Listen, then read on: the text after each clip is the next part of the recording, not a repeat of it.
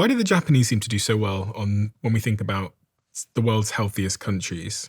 Looking at some data here, a variety of different graphs that I have in front of me, and Japan seems to continually come out on top as it relates to health span.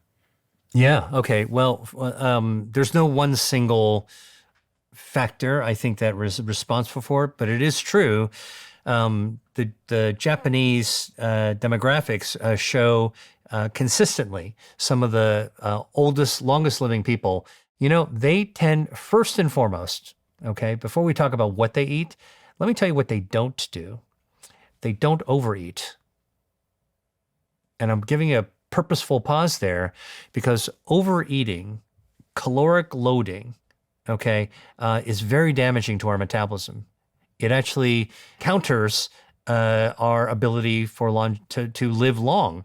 It actually speeds up our cellular aging. It sets up inflammation. So by cutting down on your caloric intake every day, that's one of the things is that the Japanese culture, the culinary and gastronomic approach to food in Japan tends to favor modesty, undereating rather than overeating. I've got a question here. Yeah. How do I know if I'm overeating? Okay, so there's a Confucian saying that's been translated into the Japanese that's a mantra, which is hara hachiban mi, which means stop eating when you're 80% full. I asked this question because I have a friend who was, I think it was on this podcast, so I don't think I'm revealing anything. He actually sat next to me when Peter Attia was talking to him. He's Jack, who runs production for us. He had his DEXA scan done, which looks at your visceral fat, subcutaneous fat, muscle mass, bone density, those kinds of things. Yeah. And he's a slim guy. He's much slimmer than I am. And the diagnosis that came back from the doctor basically said, you're overnourished. And when I look at him, he doesn't look like someone that's overnourished. And the doctor essentially said to him that you need to reduce your calories. Now I'm looking at this guy thinking this is a slim guy. This guy's like much, much slimmer than I am. Yet the doctor's telling him that he's overeating.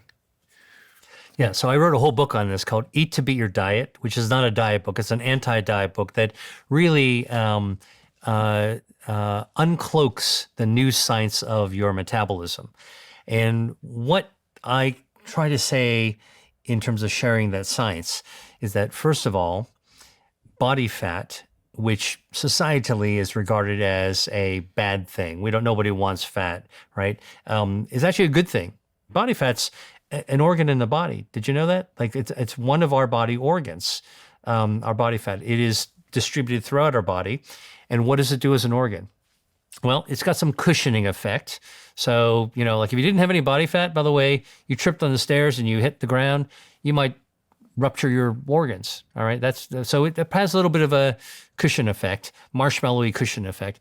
But our fat also is a fuel tank to store fuel. So when we're eating calories, our calories are our energy. We're eating food, we're eating calories. That's our energy. That's a fuel our body runs off of. I always tell people, if you have a car and you're filling it up with gasoline at the petrol station or the gas station, you don't even think about your gas until your fuel gauge starts to run low. And the same thing for our bodies is that we don't think about our fuel until we're hungry. And our hunger in our brain and our gut is really as our fuel tank that signals, we're getting towards that red line, better go fill up. Now, unlike a gas station or petrol station, there's no clicker on our body. We can keep stuffing food into our system. We can very easily overload our fuel tank. Okay, that is, you've got to cut back on your calories. That's what your friend heard when the doctor was saying you got to cut back on your calories because you're overloading on fuel. So where does the fat build up? There's different areas that fat in your body builds up. Now, the fat there's white fat and there's brown fat. White fat can be under your chin, could be under your arms, could be in your thighs and your butt, could be the muffin top, around your waist.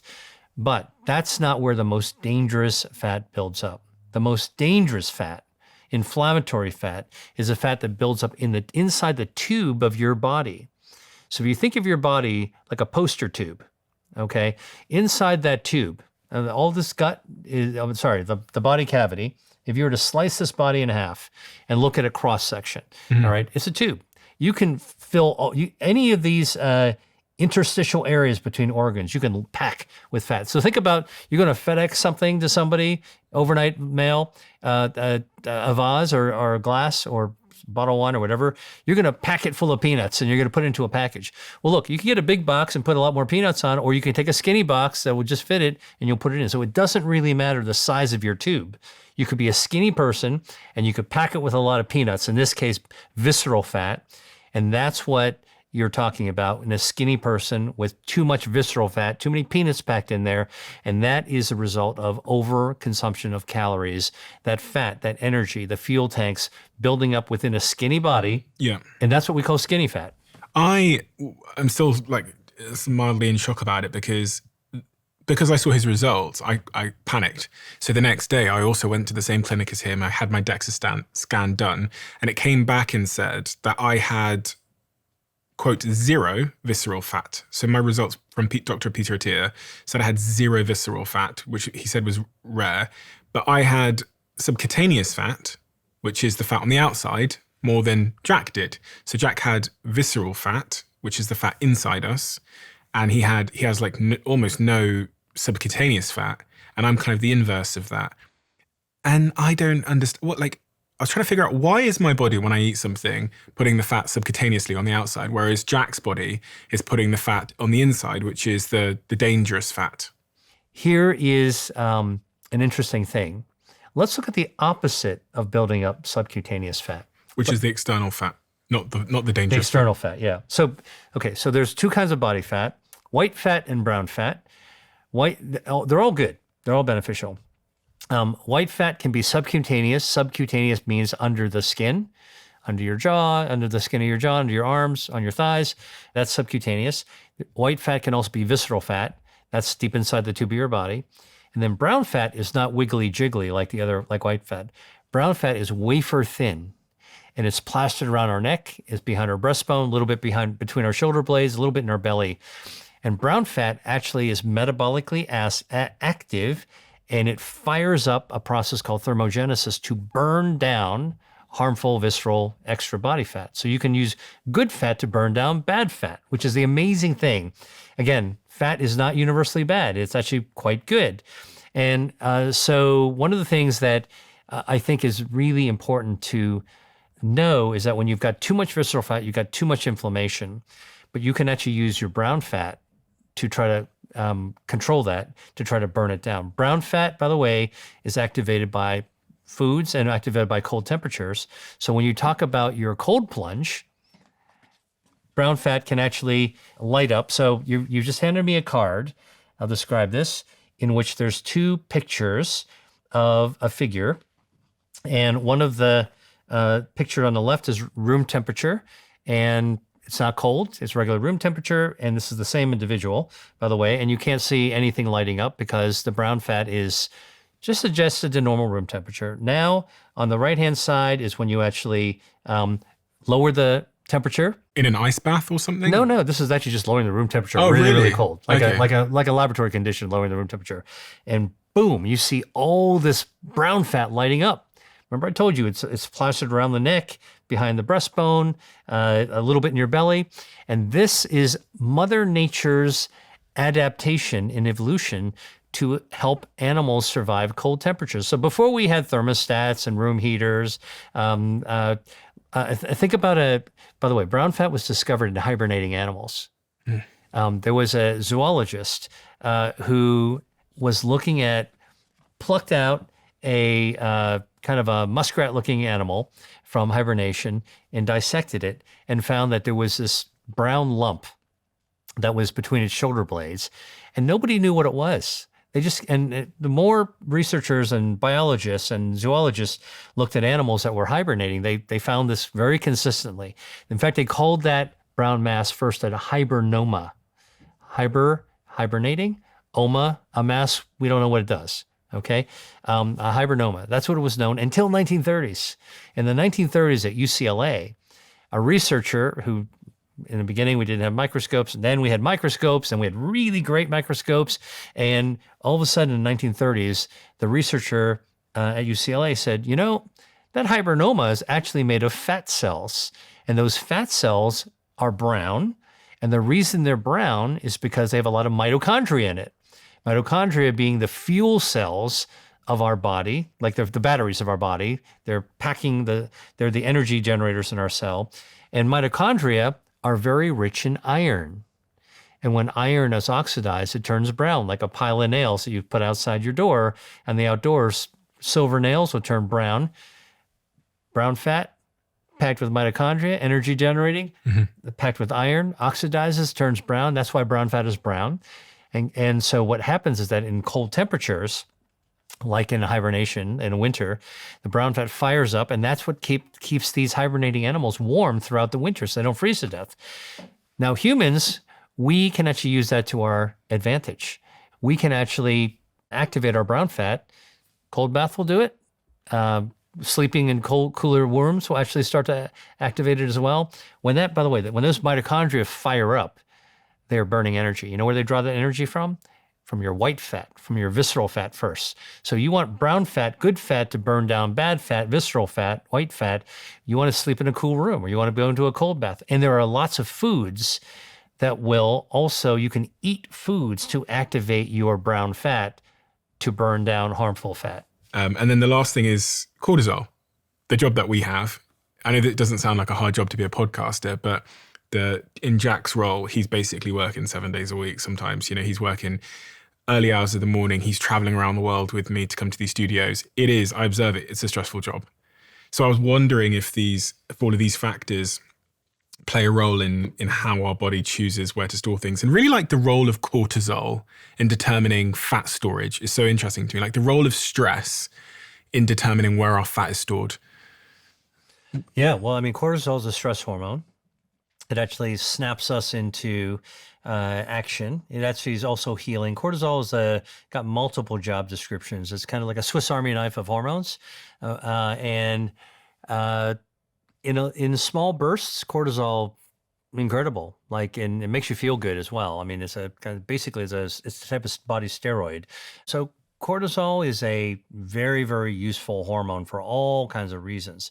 But long-term stress will lead to excessive, prolonged, unabated cortisol secretion. And when your cortisol levels are up, and relentlessly, that then actually changes your metabolism. It definitely alters the ability for your fat to actually conduct its metabolism. Fat releases itself about 15 different hormones.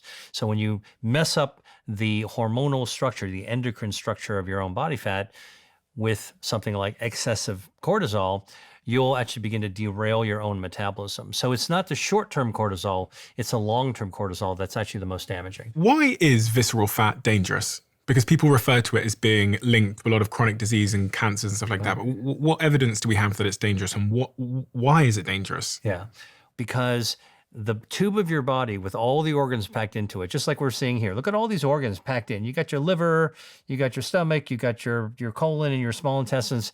That's packed into the tube. All right. It's kind of like packing for vacation. Some people are really, really skilled at packing. They can actually fold their socks and their underwear and their pants. And it's like, oh my, you're a genius. You're a packing genius, right? Now, visceral fat grows between those folded shirts and pants, and it fills a lot of space in there.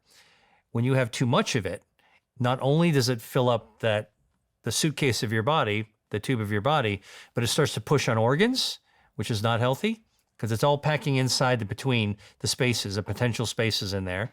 And then when it grows beyond its own blood supply, the visceral fat starts to starve. It becomes hypoxic, meaning it's not getting enough oxygen, bigger than the amount of blood vessels that are growing in there.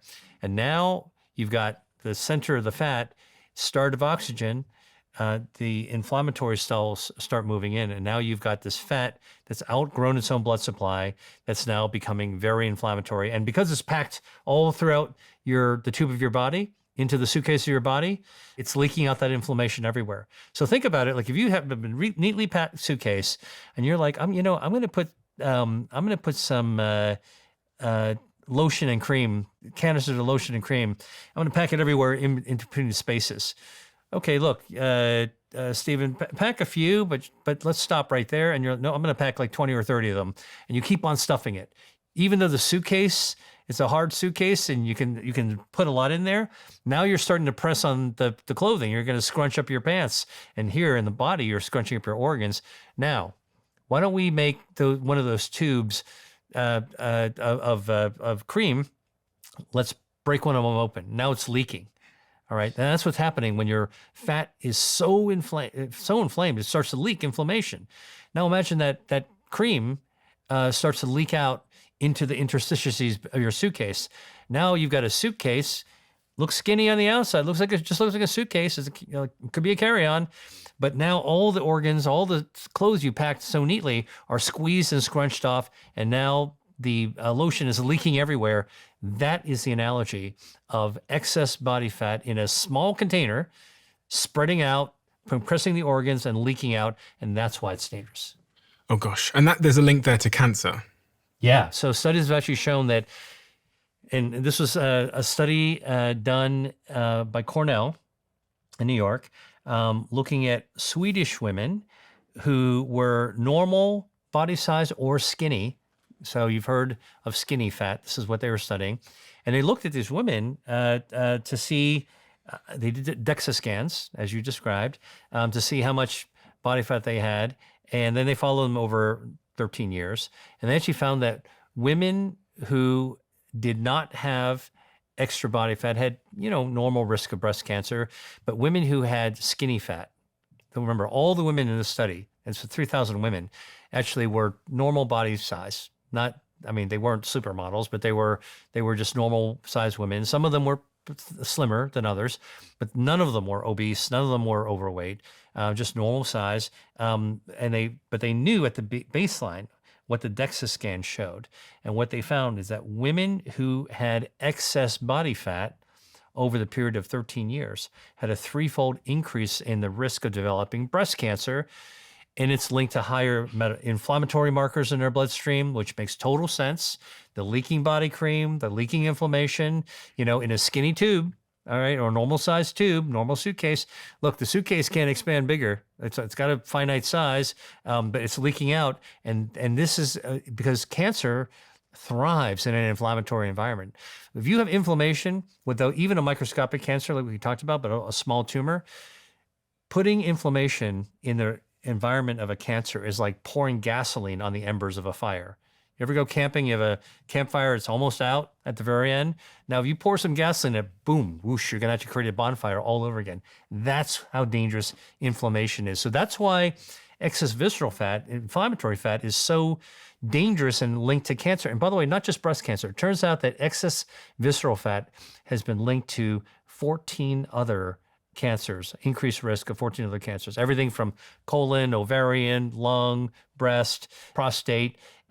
It's a growing list of cancers that seem to be you would be at a higher risk if you actually had high levels of visceral fat. And it makes total sense given the inflammation. If you love the Diary of a CEO brand and you watch this channel, please do me a huge favor. Become part of the 15% of the viewers on this channel that have hit the subscribe button. It helps us tremendously, and the bigger the channel gets, the bigger the guests.